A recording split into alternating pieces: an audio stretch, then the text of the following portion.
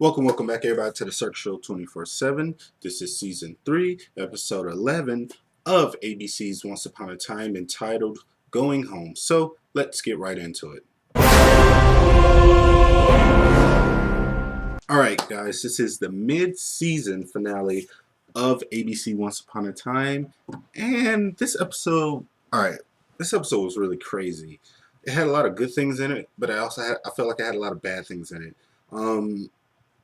The bad things that were in it, it was more of the direction in this episode was just really, I don't know, I felt like it needed to be a 2 hour long special maybe instead of like an hour long special, because I felt like everything was so rushed that I didn't really have time to really think about it. You know what I mean? It was so weird.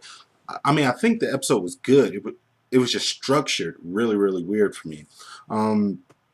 Because it has you for a second. Now you're going with like the whole Peter Pan thing, and he's trying to do this whole new curse, and then out of nowhere they need to switch bodies with Peter and Henry to make sure they get the right bodies, and then it's over like that, and then it's just a whole nother plot that goes into it, and then you have like 16 different other flashback fairy tale plots, and it was just really crazy for me, and I don't know, it was just really weird. I don't know why. like the season has been phenomenal. Don't get me wrong. The season 3 is by far the best season, and it's not even over. This is just the mid season, but this episode, for some reason, I felt like it needed to be an hour more, because it was just so much they crammed into to this episode, to where it just didn't have enough time for everything to settle.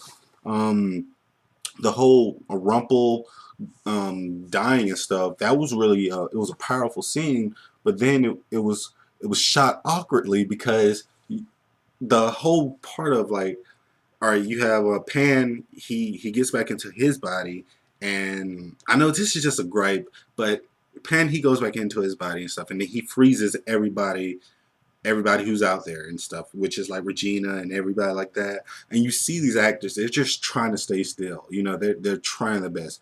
But then they keep cutting to like the actors, and you keep seeing them blink when they're not supposed to be blinking.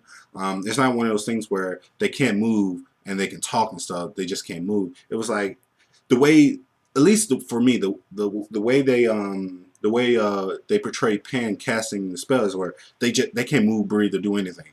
So you see him like this, and then you see somebody go like, "Oh, are we still going?" Oh.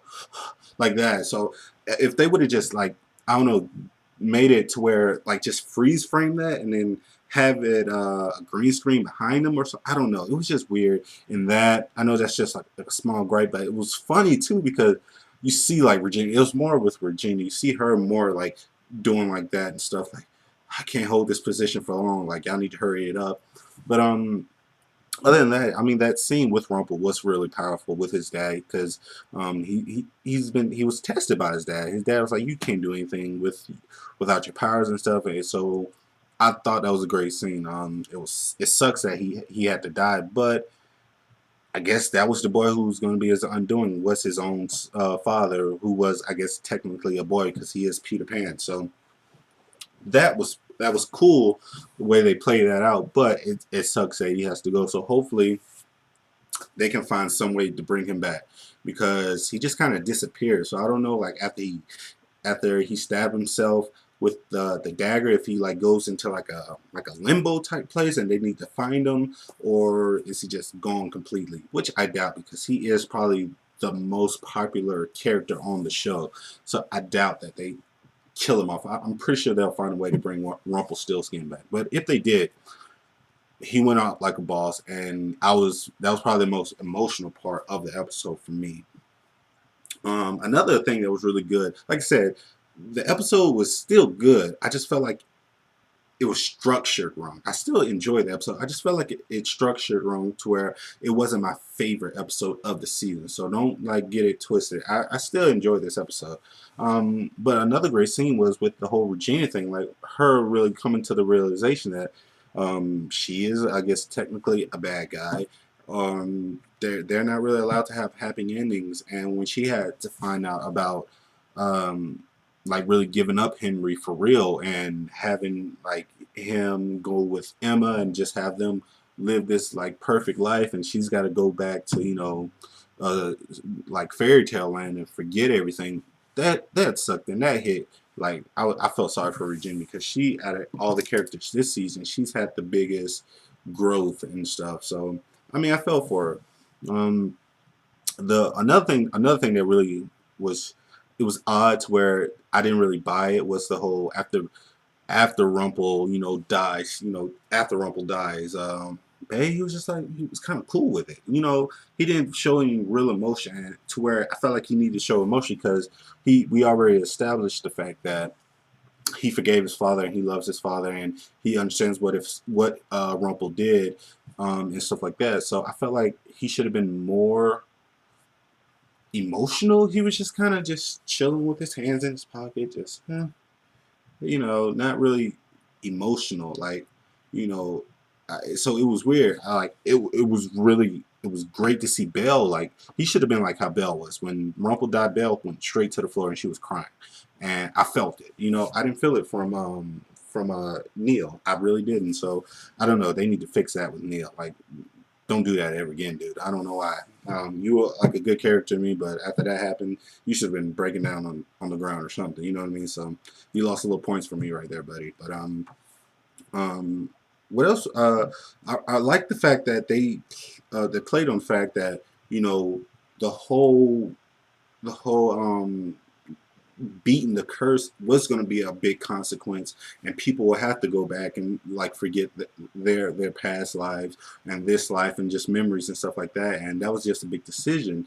So I really liked that. It was just, you know, the whole Neil thing kind of threw me off.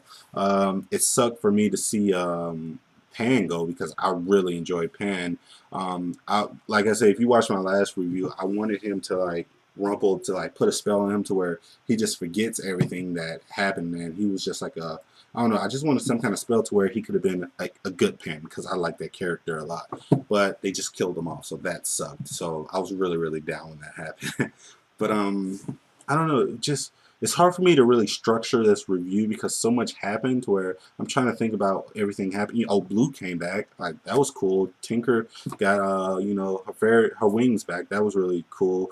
I think the funniest part of this episode was the end when Hook goes back to, like, I guess present day to Emma, where Emma doesn't know anything and who Hook is and stuff like that, and he tries to tell, like, yo, your parents are in danger and stuff like that, we need your help. And it's just, I don't know who you are, stranger. And he goes straight for a kiss because he assumes that she's like madly in love with him, just like he's in love with her. So that can just jog her memory. But she wasn't having that at all. So I thought that was pretty cool. That was a very funny moment. But overall, like I said, I enjoyed this episode. It was I didn't like it a lot, but I enjoyed it to where I got through the episode. What do you guys think about this episode? Did you really like it? Were you really emotional with Rumple? Like, I know a lot of girls gonna be really emotional. They're probably pissed off about the whole Rumple thing. So I really like to see some of these girls comment on this video and just tell me what you thought about the mid-season finale, because I think we come back in like March 9th. So that's gonna be interesting to see how that's gonna play out. I really hope like in like season, like the end of this season, that they introduce like Mickey Mouse or something. Like, you don't even know. That's like my dream, to where, I don't know, that like the king of fairy tale land, not just like a city or a town or something, but the king of fairy tale land is Mickey Mouse, and he might be a human form. I don't know, and he just got like, they call him Mickey Mouse or something like that because he liked mouses when he was a kid. I don't know, but I want to see Mickey Mouse by the end of this season or season 4. That's just my predictions or my hopes. So what's your predictions and hopes for the rest of the season when we come back in March? What do you guys think about it? So please like this video, comment, subscribe, tell me what you thought. And as always, this is The Cirque Show 24/7. Be easy.